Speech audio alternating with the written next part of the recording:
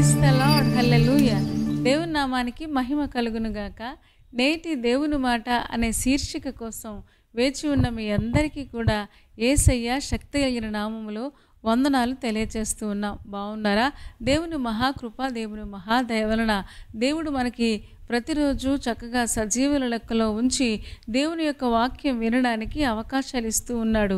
ఆ గొప్ప దేవునికి మహిమ కలుగును గాక.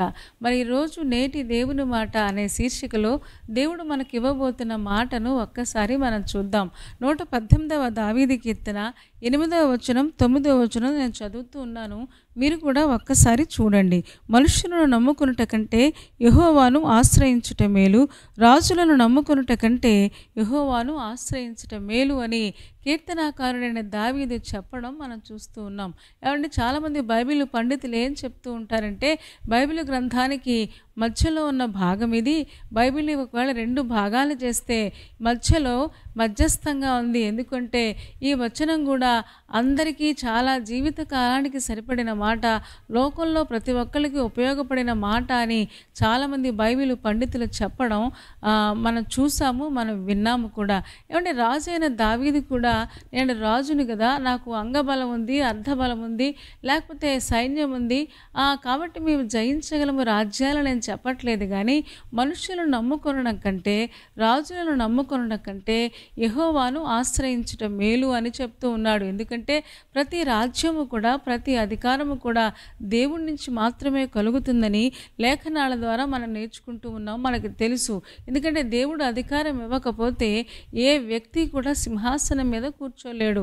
ఏమంటే సింహాసనం మీద కూర్చున్న వ్యక్తిని దేవుడు సింహాసనాల మీద కూర్చోబెట్టగలడు, సింహాసనం నుంచి గద్దె నుంచి కూడా క్రిందకి దించగలడు. ఎందుకంటే యెహోవా రాజ్యము చేయుచున్నాడని 93వ కీర్తనలో మనం చూస్తూ ఉన్నాం. అసలు రాజ్యం చేసేది ఆయనే. ఆయన రాజ్య పరిపాలన కింద ఈరోజు మనం అందరం ఉంటూ ఉన్నాం. ఇక్కడ కీర్తనాకారుడైన దావీదు అంటున్న మాట ఏంటి అంటే, మనుషులు నమ్ముకోవడం కంటే కూడా, అంటే మనుషులు నమ్ముకోవద్దు అని చెప్పట్లేదు, కానీ దానికంటే శ్రేష్టమైనది ఉంది.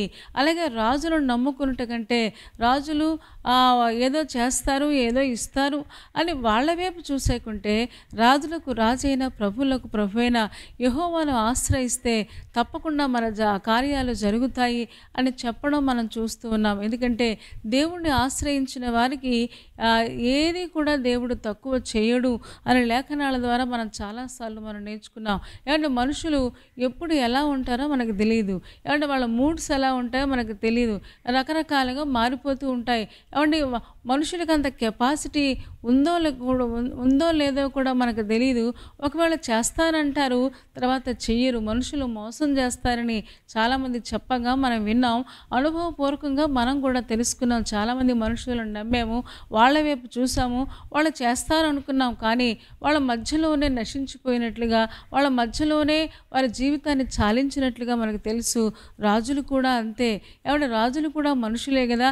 ఏమంటే వారు కూడా చేస్తానంటే దేవుడు వారి చేత చేయిస్తేనే వాళ్ళు చేయించగలరు తప్ప వాళ్ళు మాట మార్చొచ్చు, లేకపోతే అధికారం ఉన్నప్పుడు ఒకలా మాట్లాడచ్చు, అధికారం లేనప్పుడు మరొకలా మాట్లాడచ్చు. కాబట్టి రాజులను నమ్ముకోవడం కంటే, లేకపోతే మనుషులను నమ్ముకోవడం కంటే దేవుణ్ణి ఆశ్రయించడం మేలు. ఏమంటే రాజు అయినా మనిషి అయినా వాళ్ళ మనుషులే కదా, మానవ బలహీనతలు ఉంటాయి కనుక బలహీనతలు కలిగిన మనుషులను నమ్ముకొనడం కంటే, దేశీయ మీద ఆశ పెట్టుకుంటే, యెహోవా దేవుడి మీద ఆశ పెట్టుకుంటే తప్పకుండా మన జీవితంలో సాధించగలము. సాధించలేనిదంటూ ఏమీ లేదని రాజైన దావీదు చెప్పడం మనం చూస్తూ ఉన్నాం. చూద్దామా ఒకసారి 2వ దినవృత్తాంతముల గ్రంథము 32వ అధ్యాయం 7వ వచనం, 8వ వచనం, 20వ వచనం నేను చదువుతూ ఉన్నాను. మీరు కూడా ఒక్కసారి చూడండి. 2వ దినవృత్తాంతముల గ్రంథము 32వ అధ్యాయంలో ఒక రాజు ఉంటాడు. ఆ రాజు చేసిన మాట ఏంటో పని ఏంటో మనం చూద్దాం. 32వ అధ్యాయము 7, 8 అలాగే 20వ వచనం కూడా నేను చదువుతాను. చూడండి. మీరు దిగులు పడద్దు, ధైర్యము విడవద్దు. అష్షూరు రాజుకైనను అతనితో కూడా ఉన్న సైన్యం అంతటికైనను మీరు భయపడవద్దు, విస్మయమందవద్దు. అతనికి కలిగి ఉన్న సహాయము కంటే ఎక్కువ సహాయము మనకు కలదు. మాంస సంబంధమైన బాహువే అతనికి అండ. మనకు సహాయము చేయుటకును మన యుద్ధములను జరిగించుటకును మన దేవుడైన యెహోవా మనకు తోడుగా ఉన్నాడని చెప్పగా జనులు యూదారాజైన హిజ్కియా చెప్పిన మాటల యందు నమ్మిక ఉంచిరి అని మనం చదువుతున్నాం. ఇక్కడ హిజ్కియా రాజు కోసం మనం చదువుతున్నాం. సాధారణంగా రాజులు అంటే రాజులకు ఎప్పుడూ యుద్ధాలు జరుగుతూనే ఉంటాయి. రాజులకు ఎప్పుడూ శత్రువులు ఉంటారు. ఈ రోజున మనల్ని కూడా దేవుడు రాజులైన యాజక సమూహంగా చేసి ఉన్నాడు. మరి మనకు కూడా ప్రతిరోజు ఏదో ఒక యుద్ధము. ఏమంటే మన చుట్టూ ఎంతోమంది శత్రువులు, కొంతమంది బంధువులు కూడా శత్రువులుగా మారిపోవడం మనం చూస్తూ ఉంటాం. ఏమండి ఈ రకరకాల మాటలతో వేధించడం కూడా లేకపోలేదు. ఈ రోజున శత్రువులతో బాధపడుతున్న మనకి దేవుడు ఒక మంచి వాగ్దానం ఇస్తున్నాడు. హిజ్కియా రాజు మీద కంట సన్హెరీబు అష్షూరు రాజైన సన్హెరీబు వచ్చి యుద్ధం చేయడానికి ప్రయత్నం చేస్తే హిజ్కియా రాజు తన సైన్యాన్ని చూసుకోవట్లేదు, ఆయుధాలను రెడీ చేసుకోవట్లేదు, లేకపోతే ఆ లోక సంబంధమైన పద్ధతులు అవన్నీ కూడా రెడీ చేసుకోవట్లేదు. కానీ అతను చేసిన పని ఏంటి అంటే దేవుని సన్నిధికి వెళ్ళాడంట, గోనుపట్టు కట్టుకున్నాడంట, ప్రార్థన చేశాడంట. ప్రార్థన చేసి తన సైన్యంతో చెప్తూ ఉన్నాడు, మనం మీరు దిగులు పడద్దయ్యా, భయపడద్దు. వాళ్ళు ఎంత గొప్ప వాళ్ళైనా సరే వారి మాంస సంబంధమైన బాహువే వారికి అండ అంటున్నాడు. అంటే వాడు శరీరంతో ఉన్నారు, శరీర సంబంధమైన ఆయుధాలు కలిగి ఉన్నారు. కానీ మనకైతే గొప్ప దేవుడు మనకు తోడుగా ఉన్నాడని చెప్పడం, మనకు సహాయం చేయుటకు, మన యుద్ధములను జరిగించుటకు మన దేవుడైన యెహోవా మనకు తోడుగా ఉన్నాడు. మనది మాంస సంబంధమైన బాహువు కాదు, కానీ ఏమండి పర సంబంధమైన దేవుడు మనకు తోడుగా ఉన్నాడు. కాబట్టి భయపడద్దు అని తన సైన్యాన్ని ఉత్తేజపరుస్తూ ఉన్నాడు, తన సైన్యాన్ని ఎంకరేజ్ చేస్తూ ఉన్నాడు. ఏమండి రాజు నేను యుద్ధం చేసేస్తాను, నా వల్ల అయిపోద్ది అని చెప్పట్లేదు, కానీ తను అంటూ ఉన్నాడు మనందరం కలిసి ఆయన వైపు చూద్దాం. సన్హెరీబు వచ్చినా సరే, అష్షూరు రాజు వచ్చినా సరే, వారికి ఎంత సైన్యం ఉన్నా సరే, ఏమంటే అప్పటికే అష్షూరు రాజు వారి యొక్క మనస్సులను బలహీనపరచడం మనం చూస్తాం. అయినా సరే ఏమంటే హిజ్కియా రాజు మంచి ప్రార్థనాపరుడు గనుక, దేవుని యందు విశ్వాసం ఉంచినవాడు గనుక తను చెబుతున్న మాట ఏంటి అంటే యుద్ధాల ద్వారా మన చుట్టూ ఉన్న యుద్ధాలలో దేవుడు మనకు సహాయం చేస్తున్నాడు. వాళ్ళకున్నది కేవలం మాంస సంబంధమైన బాహువే వారికి అండగాని మనకైతే పరసంబంధమైన దేవుడు తోడుగా ఉన్నాడని చెప్పడం మనం చూస్తూ ఉన్నాం. దేవుని మీద ఆధారపడడం మనం చూస్తూ ఉన్నాం. వెంటనే చూడండి అక్కడ 20వ వచనం మనం చదువుతూ ఉన్నాం. రాజైన హిజ్కియాయును ఆమోజు కుమారుడైన యెషయాను ప్రవక్తయును ఇందును గురించి ప్రార్థించి ఆకాశము తట్టు చూచి మొర్రపెట్టగా యెహోవా ఒక దూతను పంపెను. అతడు అష్షూరు రాజు దండులోని పరాక్రమశాలులందరినీ, సేనా నాయకులను, అధికారులను నాశనము చేయగా అష్షూరు రాజు సిగ్గునొందిన వాడై తన దేశమునకు తిరిగిపోయాడు. అంతటా అతడు తన దేవుని గుడిలో చొచ్చినప్పుడు అతని కడుపున పుట్టిన వారే అతని అక్కడ కత్తి చేత చంపిరి అని మనం చదువుతూ ఉన్నాం. ఏమంటే దేవుడు ఎప్పుడైతే యెషయా ప్రవక్తతో కలిసి హిజ్కియా ప్రార్థించాడో వెంటనే దేవుడు పైనుంచి ఒక దూతను పంపించాడు. ఏమంటే దూతను పంపించి ఆ సైన్యాన్ని సంహరించినట్లుగా మనం చూస్తూ ఉన్నాం. వదంతి విని అతను వెళ్ళిపోయాడంట. అంత మాత్రమే కాదు, అతడు సిగ్గునొందిన వాడే, చూడండి అతడు సిగ్గునొందిన వాడే తన దేశానికి తిరిగి వెళ్ళిపోయాడు. తన కడుపును పుట్టిన వారే అతన్ని చంపేశారు, అష్షూరు రాజును చంపేశారు అని మనం చూస్తూ ఉన్నాం. మనుషులను నమ్ముకొనుట కంటే యెహోవాను ఆశ్రయించడం మేలు, రాజులను నమ్ముకొనుట కంటే యెహోవాను ఆశ్రయించడం మేలు. షోమ్రోను దేశంలో కరువు వస్తే అవండి రాజుగారి దగ్గరికి ఒక స్త్రీ వచ్చింది, అయ్యా కరువు వచ్చింది నాకు సహాయం చేయండి అంటే ఆ రాజుగారు అంటున్న మాట ఏంటి అంటే యెహోవా సహాయం చేయనిది నేను ఎక్కడి నుండి నీకు సహాయం చేయగలను అని చెప్పడం మనం చూస్తూ ఉన్నాం. రాజులైనా వారు ఎంత గొప్పవారైనా, వారికి ఎంత గొప్ప అధికారులైనా సరే దేవుడు సహాయం చేయకపోతే, దేవుడు కనికరించకపోతే వారు అస్సలు సహాయం చేయలేరు ఈ రోజున. కాబట్టి వీళ్ళని నమ్ముకోవడం కంటే దేవుణ్ణి ఆశ్రయిద్దాం. తప్పకుండా మన జీవితాల్లో అద్భుతాలు మనం పొందుకుంటాం. అదే దినవృత్తాంతాల గ్రంథంలో మనం ఒక్కసారి చూద్దామా? 16వ అధ్యాయము. అదే దినవృత్తాంతాల గ్రంథంలో 16వ అధ్యాయంలో ఒక రాజు ఉంటాడు. ఆ రాజు మొదట్లో బాగానే ఉన్నాడు, కానీ తర్వాత అతను ఏం చేశాడో మనం చూద్దాం.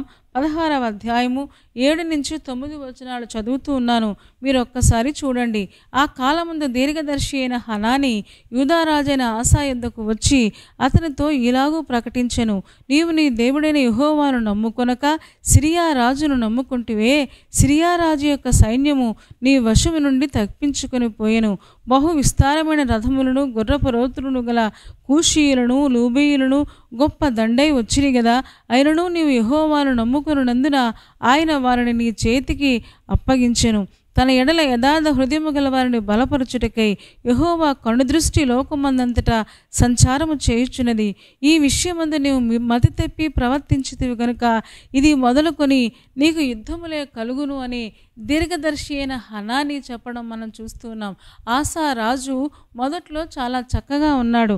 అదే దినవృత్తాంతాల గ్రంథము 14వ అధ్యాయం 11వ వచనం మనం చూస్తే, ఆసా తన దేవుడైన యెహోవాకు మొర్రపెట్టి, యెహోవా, విస్తారమైన సైన్యము చేతిలో ఓడిపోకుండా బలము లేని వారికి సహాయం చేయుటకు నీకన్నా ఎవరునూ లేరు. మా దేవా యెహోవా, మాకు సహాయము చేయుము, నిన్నే నమ్ముకొని ఉన్నాము. నీ నామమును బట్టియే ఈ సైన్యాన్ని ఎదిరించడానికి మాకు సహాయం చేయమని చెప్పినప్పుడు వారందరినీ ఎదిరించడానికి ఆసా దగ్గర అంత సైన్యం లేదు, కానీ తన మీదకి వచ్చిన సైన్యం చాలా విస్తారంగా ఉంది. కూషీలు వచ్చారంట, మనం చదువుకున్నాం. లూబీలు వచ్చారంట, వాళ్ళకు చాలా మంచి మంచి గుర్రాలు ఉన్నాయంట, రౌతులు ఉన్నాయంట. కానీ అంత సైన్యం వచ్చినప్పటికి కూడా, తన దగ్గర తక్కువ సైన్యం ఉన్నప్పటికీ కూడా ఆసా ప్రార్థించి దేవుడి మీద ఆధారపడి దేవుణ్ణి నమ్ముకొని పరమరాజైన ఆయన నమ్ముకొని తప్పకుండా విజయం సాధించినట్లుగా మనం చూస్తూ ఉన్నాం. కానీ అదే ఆశ 16వ అధ్యాయం వచ్చేటప్పటికి తను దేవుని మీద ఆధారపడకుండా సిరియా రాజును నమ్ముకున్నాడంట. అందుకనే అంటున్నాడు, హనాని అంటున్నాడు, ఏమంటున్నాడంటే, అయ్యో నువ్వు దేవుణ్ణి నమ్ముకోవడం మానేసావు, సిరియా రాజును నమ్ముకున్నావు గనుక నీకు విజయం రాదు అని చెప్పడం మనం చూస్తూ ఉన్నాం. చూడండి, సిరియా రాజు నీ వశము కాకుండా తప్పించుకొని వెళ్ళిపోయాడయ్యా. నువ్వు దేవుడి మీద ఆధారపడ్డం మానేసి ఒకప్పుడు దేవుని మీద ఆధారపడ్డావు, ఒకప్పుడు దేవుని వైపు చూసావు, ఇప్పుడేమో దేవుని వైపు చూడకుండా ఆ చుట్టూ ఉన్న రాజుల వైపు, పరిస్థితుల వైపు, చుట్టూ ఉన్న సైన్యం వైపు చూస్తూ ఉన్నావు. అందుకనే ఆయన చెప్తూ ఉన్నాడు, నీవు దేవుణ్ణి నమ్ముకోకపోవడం వల్ల నువ్వు మతి తప్పి ఇలా ప్రవర్తిస్తూ ఉన్నావు, కాబట్టి నీకు విజయం అనేది రాదు అని చెప్పడం మనం చూస్తూ ఉన్నాం. ఈ రోజున దేవుడు మనతో అదే మాట్లాడుతున్నాడు. కొన్నిసార్లు దేవుని మీద బాగానే ఆధారపడతాం, బాగానే ఆధారపడతాం, కానీ కాలము గడిచే కొలది, లేకపోతే ఇంకా భక్తిలో ఎదుగుతున్న కొలది దేవుని మీద ఆశ్రయించకుండా చాలామంది వెనక్కి వెళ్ళిపోవడం కూడా మనం చూస్తూ ఉంటాం.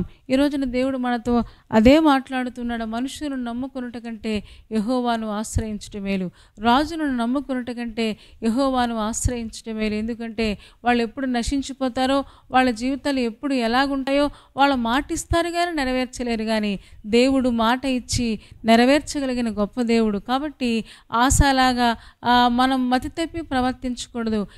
ఆశలాగా పరిస్థితుల వైపు, సమస్యల వైపు లేదా లోకం వైపు మనం చూడకూడదు, కానీ దేవుని వైపు మనం చూడగలిగితే తప్పకుండా మన జీవితంలో విజయాన్ని సాధిస్తాం. మన దగ్గర అంత సైన్యం లేకపోవచ్చు, మన దగ్గర అంత కెపాసిటీ లేకపోవచ్చు, మన దగ్గర అంత బలం లేకపోవచ్చు, అయినా సరే దేవుడు మనకి విజయాన్ని తప్పకుండా ప్రసాదించే గొప్ప దేవుడైనాడు. కాబట్టి ఆయన మీద ఆధారపడదాం. మీ సమస్యలు ఎంత పెద్దవైనా, మీ కష్టాలు ఎంత గొప్పవైనా, ఏమైనా పరిస్థితులు ఎలా ఉన్నా సరే దేవుడి మీదే ఆనుకుందాం. ఆనుకుంటే తప్పకుండా మనకు దేవుడు విజయాన్ని అనుగ్రహిస్తాడు. మరి అట్టి కృప దేవుడు మనందరికీ దయచేయునుగాక. తలలు వంచండి, కళ్ళు మూసుకోండి, చిన్న మాట ప్రార్థన చేద్దాం. పరిశుద్ధుడా, ప్రేమ కలిగిన మా తండ్రి, నీ పాదాలకు వందనాలు, స్తోత్రాలు చెల్లిస్తూ ఉన్నాం. మీరు మాతో మాట్లాడిన ఈ శ్రేష్టమైన మాటల కోసం మీకు వందనాలు. చాలాసార్లు మనుషులను నమ్ముకొని మోసపోయాం, దేవా, రాజులను నమ్ముకొని కూడా మోసపోయాం. రాజులకు రాజైన, ప్రభువులకు ప్రభు అయిన మీ మీద నమ్మకం ఆశ్రయించడం మాకు నేర్పించుము, మీ వైపు చూడడం మాకు నేర్పించుము. తన హిజ్కియా రాజు తన మీదకి నాయన విస్తారమైన సైన్యం వచ్చినప్పుడు ఎలాగా గోనెపట్ట కట్టుకుని నిన్ను ఆశ్రయించి అద్భుతమైన ఆశీర్వాదాన్ని పొందుకున్నాడో, యుద్ధంలో జయాన్ని పొందుకున్నాడో నాయన మా చుట్టూ కూడా యుద్ధాలే నాయన, రోజుకొక యుద్ధం మాకు వస్తూ ఉంది. అది అనారోగ్యాలు, కష్టాలు, ఇబ్బందులు, సమస్యలు, ఆర్థికపరమైన ఇబ్బందులు ఈ రోజున ప్రతి మనిషిని ఇబ్బంది పెడుతూ ఉండగా ప్రతి యుద్ధంలో కూడా మాకు విజయాన్ని ప్రసాదించే దేవుడవు కనుక నీవేపు చూడడం మాకు నేర్పించమని ప్రార్థిస్తూ ఉన్నా. ఆశలాగా మతి తప్పి నన్ను లోకం వైపు చూడకుండా నీ వైపు చూడడం మాకు నేర్పించుము తండ్రి. నీ కృపకు అప్పగించుకుంటూ ఉన్నాం దేవా. నీ మీద ఆధారపడ్డాం, నిన్ను నమ్ముకోవడం మాకు నేర్పించుము. చేరివచ్చిన ఒక్కొక్క విశ్వాసిని దీవించుము. ఈరోజు పెళ్లి రోజు, పుట్టినరోజు జరుపుకుంటున్న వారిని శ్రేష్టమైన ఆశీర్వాదాలతో నింపండి. ప్రయాణాలలో మీరు సఫలత మీరు దయచేయము. వారి చేతి పనిని మీరు దీవించుము తండ్రి. అద్భుతమైన కార్యాన్ని జరిగించుము. బలహీనంగా ఉంటే ముట్టి స్వస్థపరచుము. వారి ఇంటర్వ్యూస్లో అలాగే ఎగ్జామ్స్లో తోడుగా ఉండి నడిపించండి. రేపటి దినం కోసం సిద్ధపరచుము. యేసయ్య శక్తి కలిగిన నామములో ప్రార్థించి వేడుకొంచున్నాము తండ్రి. ఆమెన్ చెప్పారు కదా అందరూ. చాలా సంతోషం. చాలా చక్కగా మీరు వాక్యం వింటూ ఉన్నారు. మిమ్మల్ని బట్టి మేము కూడా సంతోషిస్తూ ఉన్నాం. మరి మీ కార్యక్రమం నచ్చితే లైక్ చేయండి, షేర్ చేయండి. అంత మాత్రమే కాదు, ఇంకా ఈ ఛానల్ని సబ్స్క్రైబ్ చేసుకోకపోతే డాక్టర్ స్పర్జన్ యూట్యూబ్ ఛానల్ని సబ్స్క్రైబ్ చేసుకోండి. తద్వారా మా నోటిఫికేషన్స్ అన్నీ మీకు వస్తాయి. మా కార్యక్రమాలన్నీ మీరు చూడొచ్చు. సరేనా అండి? దేవుని చిత్తమైతే మళ్ళీ రేపు మళ్ళీ కలుసుకుందాం. అప్పటి వరకు దేవుని మహాకృప మనందరికీ తోడే ఉండను గాక. ఆమేన్, ఆమేన్.